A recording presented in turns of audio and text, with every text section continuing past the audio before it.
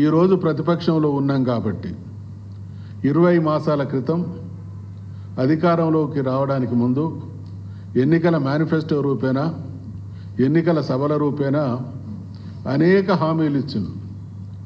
వాళ్ళు ఇచ్చినటువంటి 6 గ్యారంటీలు కానీ 420 హామీలు కానీ వాటన్నిటినీ ఇవాళ 20 మాసాల కాలం గడిచింది. అంటే దాదాపు 1/3 పీరియడ్ అయిపోయింది. ఈ ప్రభుత్వానికి 5 బడ్జెట్లు ప్రవేశపెట్టేటువంటి అవకాశం ఉంటుంది. అటువంటిది 2 బడ్జెట్లను ప్రవేశపెట్టింది. టైం పరంగా చూస్తే 1/3 అయింది, బడ్జెట్ల పరంగా చూస్తే 40% అయిపోయింది. ఇచ్చినటువంటి హామీల్ని అమలు చేస్తామన్నటువంటి వాటిని అడుగడుగున బీఆర్ఎస్ ప్రశ్నిస్తూ ఉంటే ప్రజలకు జవాబు చెప్పలేక జరుగుతున్నటువంటి మోసాన్ని కప్పిపుచ్చుకోవడానికి అనేక రకాల దుర్మార్గాలకు ఒడిగడుతూ ఉన్నది. చట్ట వ్యతిరేకంగా కార్యక్రమాల ద్వారా ఒక భయానకమైనటువంటి వాతావరణాన్ని సృష్టించేటువంటి ప్రయత్నం చేస్తూ ఉన్నది. రేవంత్ రెడ్డి గారి మాటలు విన్నాం. బీఆర్ఎస్ పార్టీ అట చచ్చిన పాము అట. చచ్చిన పాము చంపే పాము కాలం నిర్ణయిస్తుంది. ఇవాళ కాదు, 25 సంవత్సరాల క్రితం బీఆర్ఎస్ పార్టీని పెట్టినటువంటి తొలినాళ్లలో ఆనాడు తిరుగులేని నాయకులుగా ఉన్నామని అనుకున్నటువంటి చంద్రబాబు నాయుడు గారు కూడా ఇదే రకంగా మాట్లాడిండు. ఇది మకలో పుట్టినటువంటి పార్టీ పుబ్బలో మాయమవుతుంది అన్నారు. తదనంతర పరిణామాల్లో ఎవరు మాయమైనలో చరిత్ర కాలం నిర్ణయించింది. అదే రకంగా ఇంకొక పెద్ద మనిషి ముఖ్యమంత్రిగా ఉండి పట్టుమని 10 సీట్లు గెలవలేదు, తలకాయ ఎక్కడ పెట్టుకుంటారు అని అన్నారు. ఆయన ఏమైండో చూసినాం. తెలంగాణ ప్రజల ఆకాంక్షలకు, ఆవేదనకు, తెలంగాణ ప్రజల ఆత్మగౌరవానికి ప్రతీక అయినటువంటి ఈ పార్టీ తెలంగాణ ప్రజలున్నంత వరకు, జాతి ఉన్నంత వరకు తెలంగాణ ప్రజల కోసం కొట్లాడుతూనే ఉంటుంది, బతికే ఉంటుంది.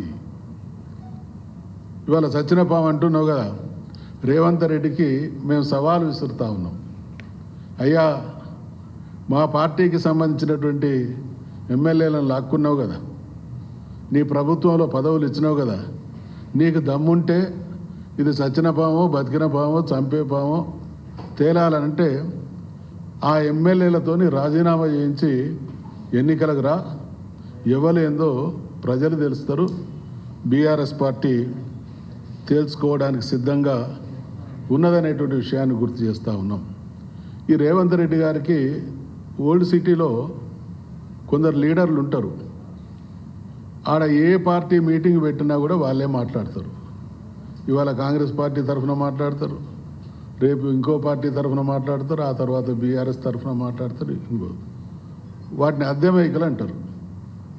ఇవాళ రేవంత్ రెడ్డి కూడా పక్క అద్దెమైక్ అంటే ఏం భిన్నం కాదు. ఎందుకు ఈ మాట అనాల్సి వస్తుంది అని అంటే, నిన్న సోనియా గాంధీ గారి విషయంలో మేమట మోసం చేసినామట, ఆయనట ఆ అమ్మను కాపాడడానికి త్యాగం చేసినటువంటి బిడ్డ అనేటువంటి కోణంలో చెప్తా ఉన్నాం.